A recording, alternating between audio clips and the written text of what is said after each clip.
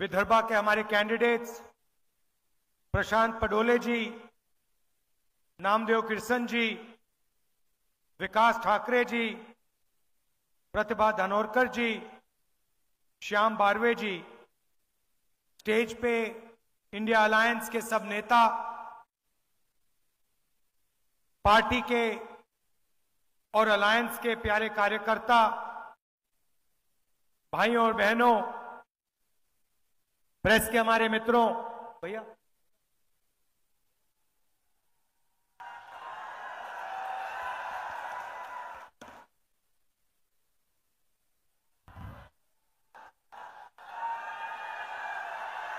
आप सबका यहां बहुत स्वागत। ये आपने हमारा मैनिफेस्टो देखा है। ये हमारे मैनिफेस्टो के 5 सबसे बड़े वायदे हैं। और अगर आप देखेंगे, बहुत सोच समझ के हमने ये मैनिफेस्टो बनाया है। ये मैनिफेस्टो बंद कमरों में नहीं बना। ये मैनिफेस्टो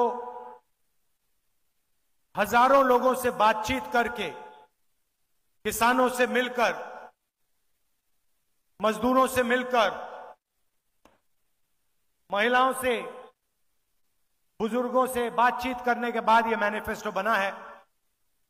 और इस पे जरूर हमने कांग्रेस पार्टी का निशान लगाया है, मगर सचमुच में ये जनता का मैनिफेस्टो है, ये कांग्रेस पार्टी का नहीं है, ये आपका है।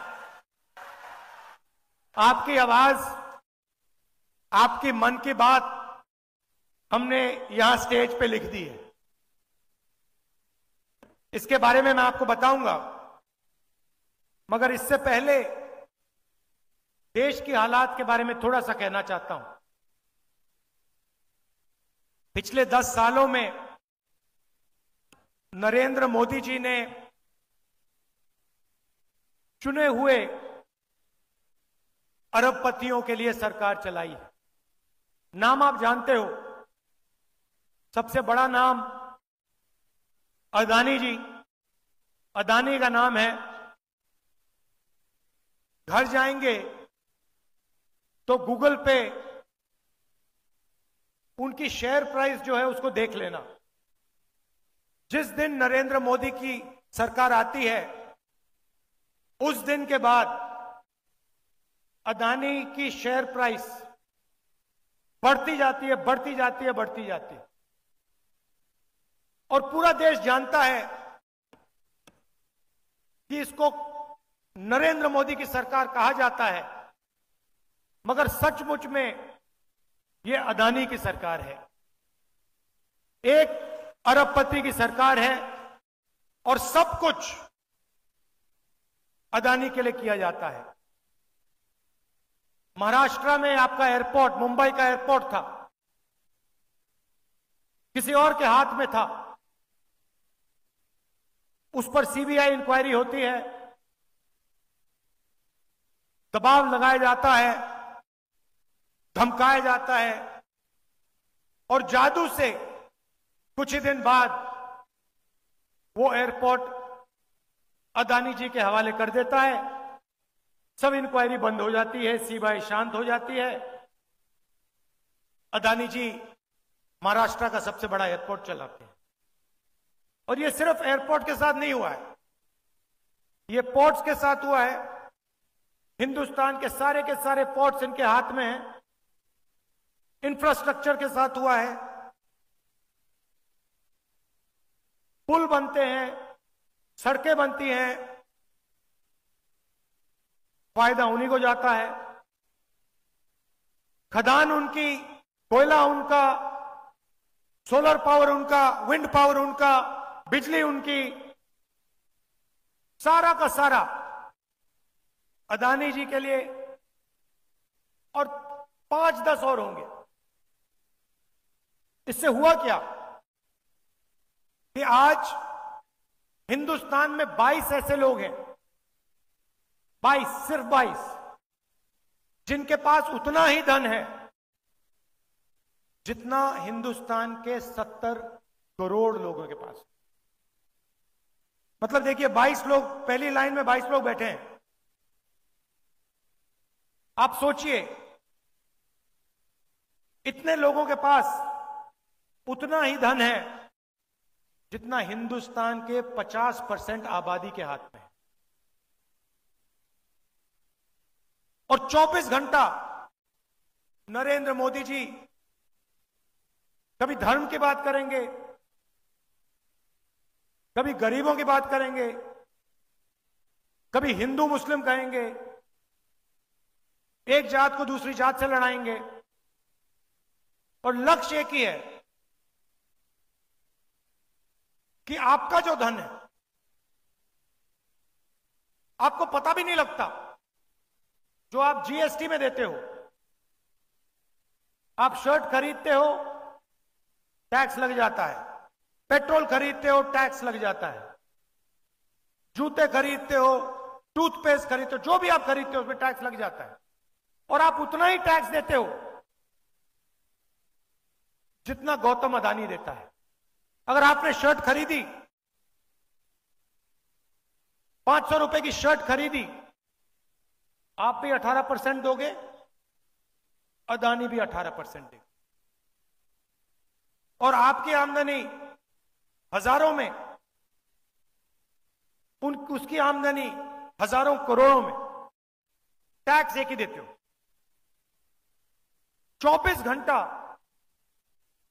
24 घंटा मीडिया प्रधानमंत्री का चेहरा टीवी पे दिखाता है। मैं कन्याकुमारी से कश्मीर चला, 4000 किलोमीटर चला,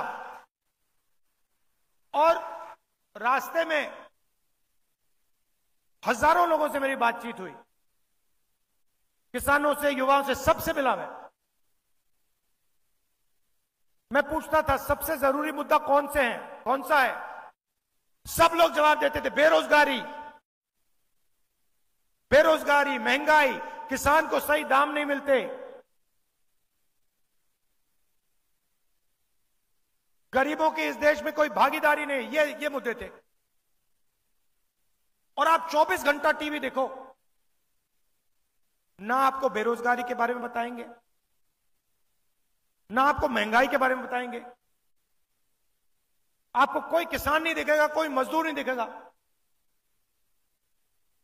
आपको बॉलीवुड के स्टार दिख जाएंगे आगे पीछे नाचते हुए, आपको क्रिकेटर दिख जाएंगे,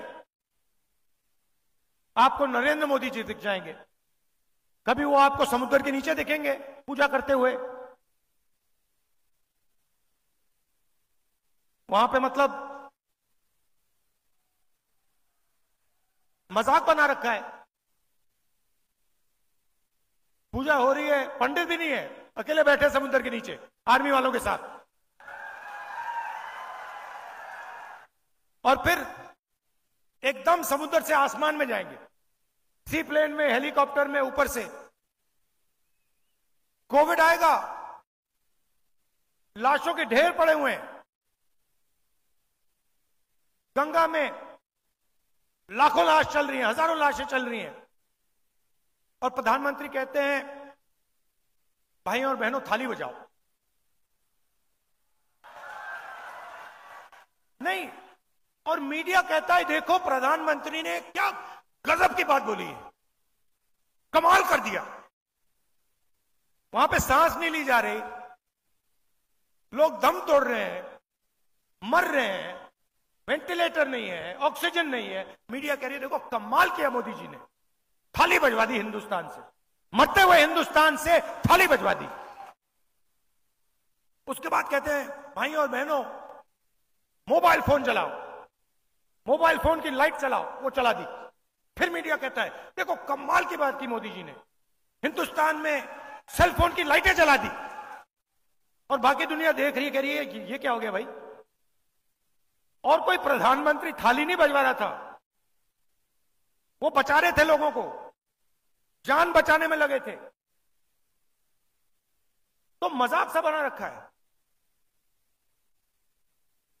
कभी कुछ बोलेंगे, कभी कुछ और बोलेंगे। बस आपका ध्यान भटकाने का काम करते हैं। आप उनका भाषण सुनो, ध्यान से सुनो। उनका काम आपके ध्यान को इधर उधर ले जाने का है। अदानी जी का काम आपका धन आपके जेब में से निकालने का है। नरेंद्र मोदी जी कहते हैं मैं ओबीसी हूं। ठीक है, आप ओबीसी हैं, तो ओबीसी के सामने, पिछड़े वर्ग के सामने एक सबसे बड़ा सवाल है। इस देश में पिछड़े वर्ग के कितने लोग हैं? कोई कहता है 50% है, कोई कहता है 55% है, कोई जानता ही नहीं है। मगर मैं आपको एक बात कह सकता हूं, जितनी आपकी आबादी है उतनी आपकी भागीदारी इस देश में है ही नहीं। यह मैं गारंटी कह सकता हूं। जितनी आबादी आदिवासी की है उतनी भागीदारी आपकी नहीं है। जितने इस देश में दलित हैं उनकी भागीदारी नहीं है। मीडिया की लिस्ट निकालो। मोदी मीडिया है, मगर देखिए, आपको आंकड़े पकड़ने चाहिए, आपको आंकड़े निकालने चाहिए। देखिए, यहां बैठे हैं, ये जनता की आवाज कभी नहीं उठाते। मैं इनके सामने बोल रहा हूं, इनकी गलती नहीं है, ये जूनियर लोग हैं, इनको गुलाम बना के रखा हुआ है वहां पे, ये कुछ नहीं कर सकते। इनको ऑर्डर आता है, इन बेचारों को सैलरी लेनी है, बच्चे पालने हैं, इनकी गलती नहीं है, पीछे से ऑर्डर आता है। मगर आप इनकी लिस्ट निकालिए, हिंदुस्तान के मीडिया के मालिकों की लिस्ट निकालिए, इनकी सीनियर मैनेजमेंट की लिस्ट निकालिए। बड़े बड़े जो इनके एंकर्स हैं, जो 24 घंटा टीवी पे आते हैं, टिप्पणी करते हैं, ज्ञान देते हैं देश को, इनकी लिस्ट निकालिए। मैंने निकाली है। इसमें आपको एक पिछड़े वर्ग का आदमी नहीं मिलेगा, एक ओबीसी नहीं मिलेगा, एक दलित नहीं मिलेगा, एक आदिवासी नहीं मिलेगा, एक गरीब जनरल कास्ट का भी व्यक्ति नहीं मिलेगा। इसलिए ये आपकी बात नहीं करते। क्यों करें? ये आपके हैं ही नहीं। इनको छोड़िए, हिंदुस्तान की 200 सबसे बड़ी कंपनियों की लिस्ट निकालिए, उनके मालिकों की लिस्ट निकालिए। सब जानते हैं 200 बड़ी कंपनियां कौन सी हैं, उनकी लिस्ट निकालिए। उनकी मैनेजमेंट की लिस्ट निकालिए, उनके बड़े बड़े अफसरों की लिस्ट निकालिए। मुझे दिखा दीजिए उसमें ओबीसी कौन है, पिछड़े वर्ग का बता दो, दिखा दो मुझे कौन है वहां पे। हिंदुस्तान की 200 सबसे बड़ी कंपनियों में एक ओबीसी वर्ग का मालिक नहीं है, एक दलित मालिक नहीं है, एक आदिवासी मालिक नहीं है। मैं ऐसे नहीं बोल रहा हूं, मैंने पता लगाया है, मैंने लिस्ट निकाली है। मतलब 90% आपकी आबादी, और हिंदुस्तान की 200 सबसे बड़ी कंपनियों में आपका एक आदमी नहीं, मीडिया में आपका एक आदमी नहीं, प्राइवेट अस्पताल के मालिक की लिस्ट निकाली, उधर आपका कोई नहीं, सबसे बड़े कॉलेज यूनिवर्सिटी इनकी लिस्ट निकाले, उधर आपको नहीं मिलेगा। अब आप कहोगे भैया ये तो हमारा काम नहीं है, तो फिर ठीक है, हिंदुस्तान की सरकार को 90 अफसर चलाते हैं, बजट बढ़ता है, महाराष्ट्र को पैसा आता है, तमिलनाडु को पैसा जाता है, सड़कों में लगाया जाता है, डिफेंस में जाता है। बजट को 90 लोग बांटते हैं, 90 आईएएस अफसर हैं, लाखों करोड़ रुपए वो बांटते हैं, डिसाइड करते हैं कहां जाएगा, आपके बच्चों की शिक्षा में कितना जाएगा। 90 नाम में से एक नाम दलित है, एक नाम आदिवासी है, 3 नाम ओबीसी है। आपकी आबादी 50% और 90 में से 3, और वो भी छोटे छोटे डिपार्टमेंट में पीछे कहीं बैठे हुए हैं, बड़े डिपार्टमेंट में कोई नहीं है। और अगर हिंदुस्तान की सरकार 100 रुपए खर्च करती है तो दलित, ओबीसी, आदिवासी अफसर 6 रुपए 10 पैसे का निर्णय लेते हैं। आपकी आबादी कहां 90%?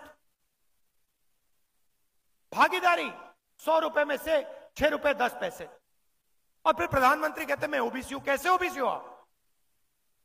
पिछड़ों का आपने क्या किया? ओबीसी के लिए क्या किया आपने? यह बता दो मुझे। कौन सी योजना आप लाए हिंदुस्तान के किसानों के लिए? वो ओबीसी हैं। गरीबों के लिए कौन सी योजना लाए? जो छोटा व्यापार चलाते हैं उनके लिए कौन सी योजना लाए? मुझे बता दो। एक योजना नहीं लाए आप। आदिवासी अफसर 100 रुपए में से 10 पैसे का निर्णय लेता है। दलित 100 रुपए में से 1 रुपए का निर्णय लेता है।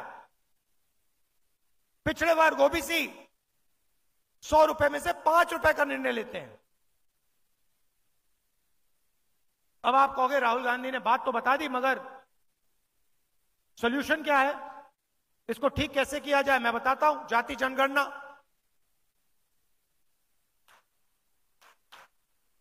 किसी को चोट लगती है, सबसे पहले डॉक्टर कहता है भैया एक्सरे करो, 1 मिनट में पता लग जाता है। तो हमारा पहला वायदा सरकार बनने के एकदम बाद जाति जनगणना, इकोनॉमिक सर्वे, संस्थाओं का सर्वे कि हिंदुस्तान का धन किसके हाथ में है,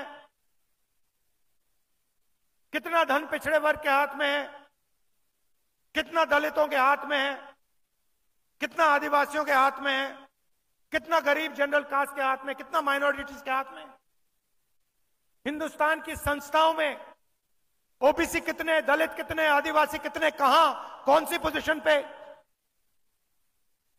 जाति जनगणना से यह सब पता लग जाएगा।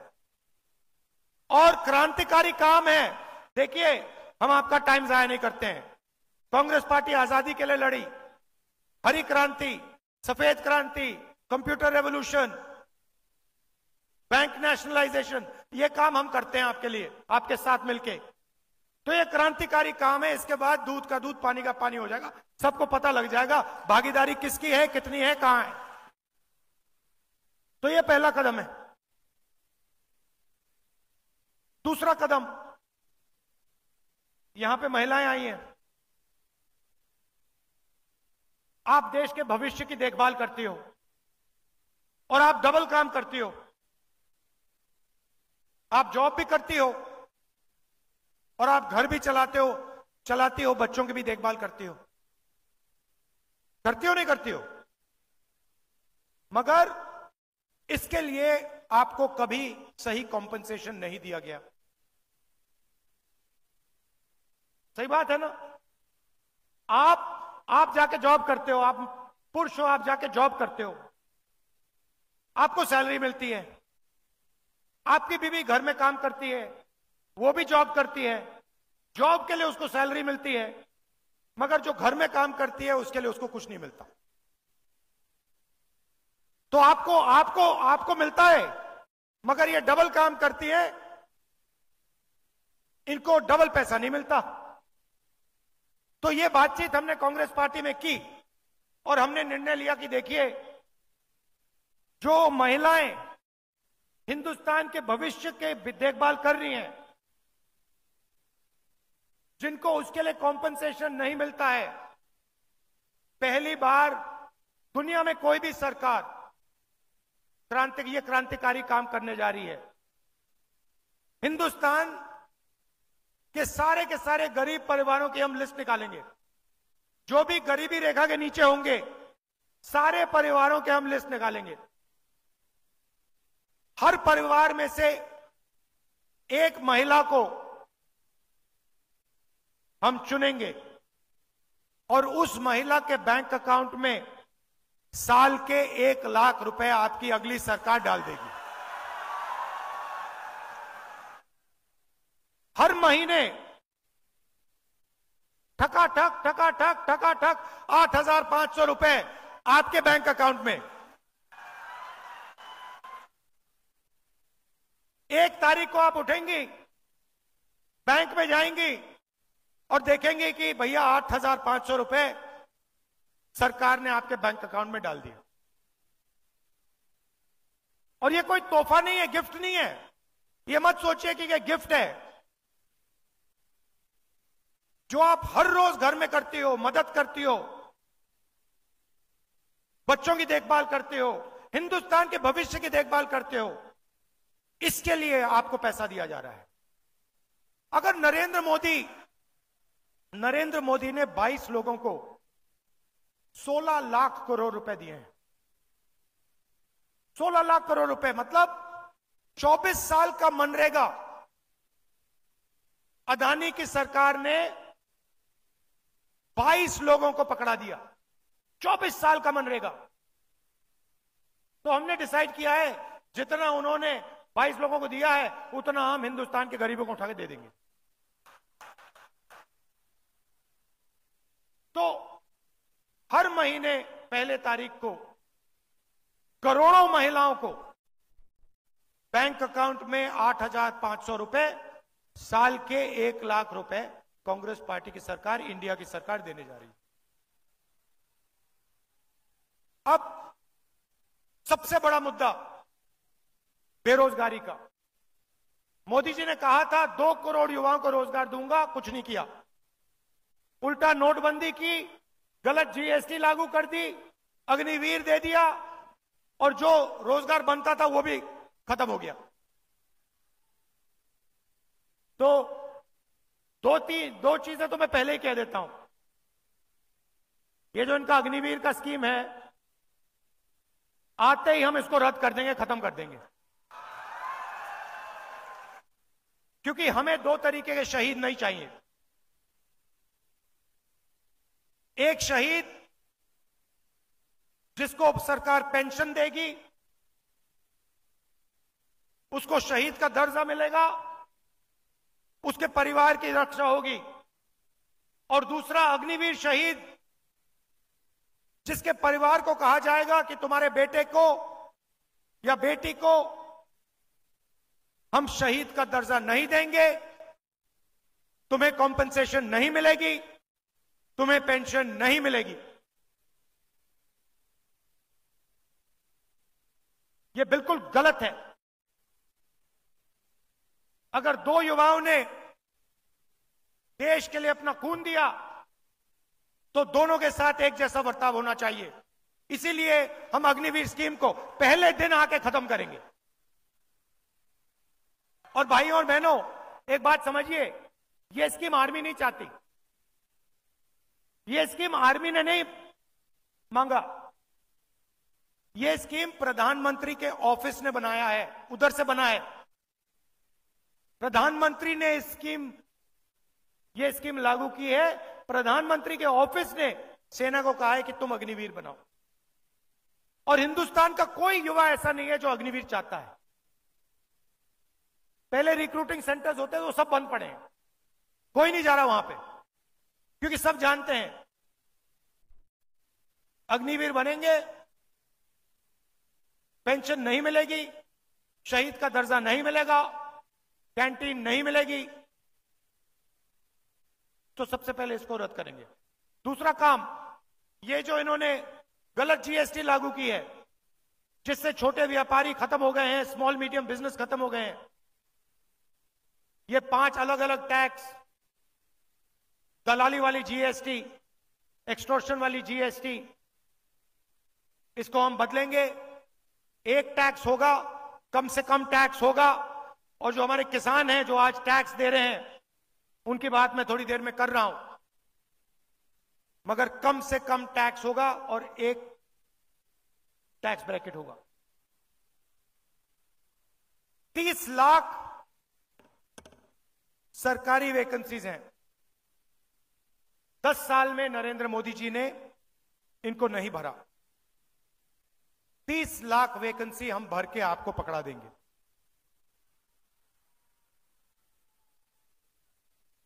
गरीब गरीब घर के बेटे बेटियां बेरोजगार हैं। अमीर घर के बेटे जब जॉब मार्केट में जाते हैं वो अप्रेंटिसशिप करते हैं। अप्रेंटिसशिप अंग्रेजी शब्द है, मगर इसका मतलब कि उनका 6 महीने का, 1 साल का, 1 साल की जॉब लगती है, उनकी ट्रेनिंग होती है। प्राइवेट कंपनी में, पब्लिक सेक्टर में, सरकारी ऑफिस में उनको जॉब लगती है, उनकी ट्रेनिंग होती है, और फिर अगर वो अच्छा काम करते हैं उनकी जॉब परमानेंट हो जाती है। मगर यह अधिकार और यह मौका हिंदुस्तान के गरीब युवाओं को नहीं मिलता है। हम आपके लिए मनरेगा लाए थे, रोजगार का योजना, रोजगार का अधिकार। अब हम आपके लिए, हिंदुस्तान के युवाओं के लिए अप्रेंटिसशिप का अधिकार ला रहे हैं। इससे क्या होगा? जिसके पास डिप्लोमा है, कॉलेज डिग्री है, यूनिवर्सिटी से पढ़ा है, उन सबको यह अधिकार मिलेगा। प्राइवेट कंपनियों में, पब्लिक सेक्टर यूनिट्स में, सरकारी ऑफिसेज में, इन सबको 1 साल की अप्रेंटिसशिप मिलेगी। 1 साल का उनको 1 लाख रुपया मिलेगा और उनकी ट्रेनिंग होगी।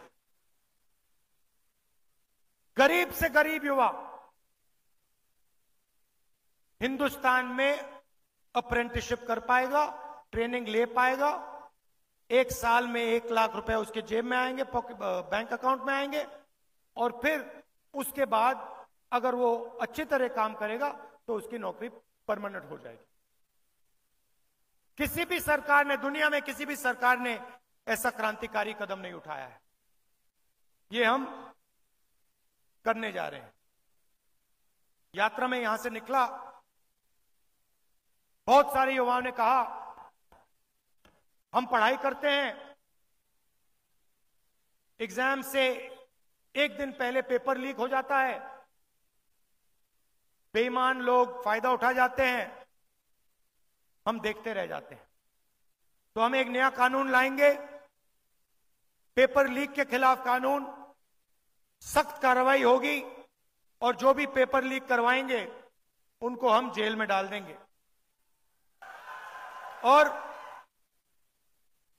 आजकल जो फैशन बनाया है मोदी जी ने कि प्राइवेट संस्थाएं, प्राइवेट कंपनीज एग्जाम दिलवा रही हैं, इसको हम बंद करेंगे। कोई प्राइवेट कंपनी एग्जाम नहीं दिलवाएगी, सरकार एग्जाम दिलवाएगी, सरकार एग्जाम मार्किंग करेगी, टेस्टिंग करेगी। मैंने किसानों की बात की। पूरे देश में किसान उदास है, डरा हुआ है, और किसान, किसी भी किसान से बात करो 2 चीजें कहता है। एक सवाल कि राहुल जी, अरबपतियों का कर्जा माफ हो जाता है, उनके पास पैसे की कोई कमी नहीं है, मगर हमारा कभी कर्जा माफ नहीं होता, क्यों नहीं? और दूसरा, प्राइवेट कंपनियों को उनके प्रोडक्ट के लिए सही दाम मिलता है, मगर हिंदुस्तान के किसान को सही दाम कभी नहीं मिलता, क्यों?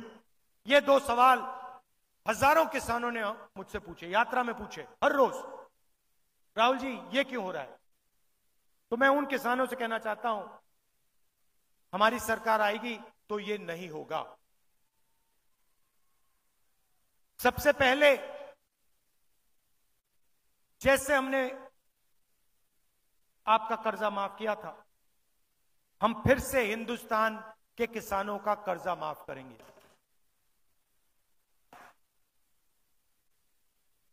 और जो उनकी सबसे बड़ी डिमांड है,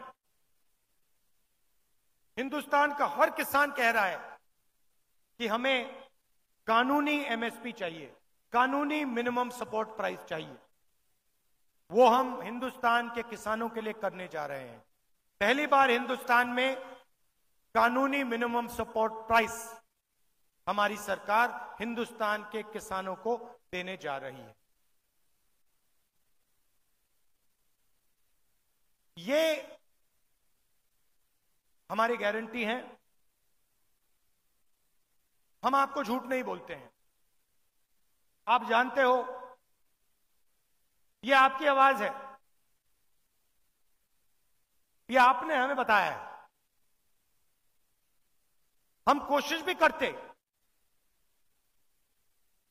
आपके बिना ऐसा हम मैनिफेस्टो नहीं लिख पाते, क्योंकि ज्ञान जानकारी आप में है, हिंदुस्तान के करोड़ों लोगों में है। तो हम आपकी सरकार चलाएंगे, हम अदानी की सरकार नहीं चलाएंगे। हम किसानों की, मजदूरों की, छोटे व्यापारियों की सरकार चलाएंगे। हमारी कोशिश हिंदुस्तान के युवाओं को रोजगार देने की होगी, किसानों की रक्षा करने की होगी। हमारा चेहरा आपको टीवी पे नहीं दिखेगा, क्योंकि टीवी आपका है ही नहीं। टीवी अदानी का है, टीवी उन्हीं 22 लोगों का है। उधर आप मोदी जी का चेहरा देख सकते हो। ये टीवी वाले, ये जो हमारी क्रांतिकारी गारंटियां हैं, ये कभी नहीं दिखाएंगे। धर्म की बात करेंगे 24 घंटा, मगर जब राम मंदिर के इनॉग्रेशन में आदिवासी राष्ट्रपति को अंदर नहीं जाने दिया, तो मीडिया ने एक शब्द नहीं बोला, एक शब्द नहीं बोला, चुप थे। देश के राष्ट्रपति को, देश की राष्ट्रपति को राम मंदिर के इनॉग्रेशन में नहीं आने दिया। क्यों? क्योंकि वो आदिवासी है। मगर मीडिया ने एक शब्द नहीं बोला, चुप थे बिल्कुल। मैं देख रहा था, वहां पे अदानी बैठे थे, अंबानी बैठे थे, सब बैठे थे, लाइन लगी हुई थी। बॉलीवुड के सारे स्टार बैठे थे, क्रिकेटर बैठे थे, मगर वहां एक पिछड़ा नहीं था, एक दलित नहीं था, एक आदिवासी नहीं था। यह सच्चाई है।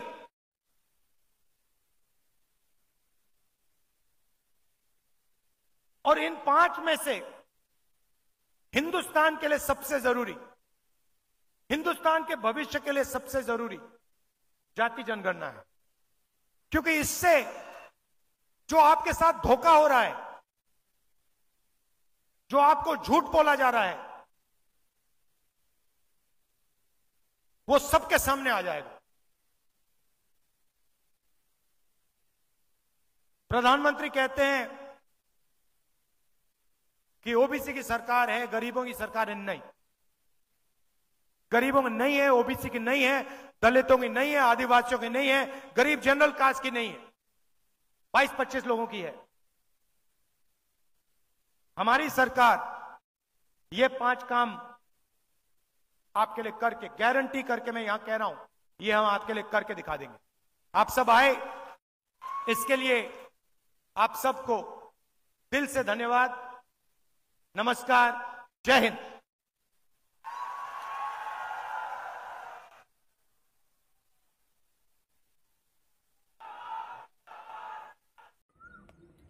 बनवा व्हिडिओ, पाठवा व्हिडिओ, आम्ही तुमच्या न्याय व हक्कासाठी लढा देऊ। ताज्या बातम्या व घडामोडींसाठी पाहत राहा फक्त महाराष्ट्र लाईव्ह न्यूज। आजच आमच्या चॅनलला सबस्क्राईब करा, शेअर करा, कमेंट करा आणि हो, बेल आयकॉन दबायला विसरू नका। जय महाराष्ट्र।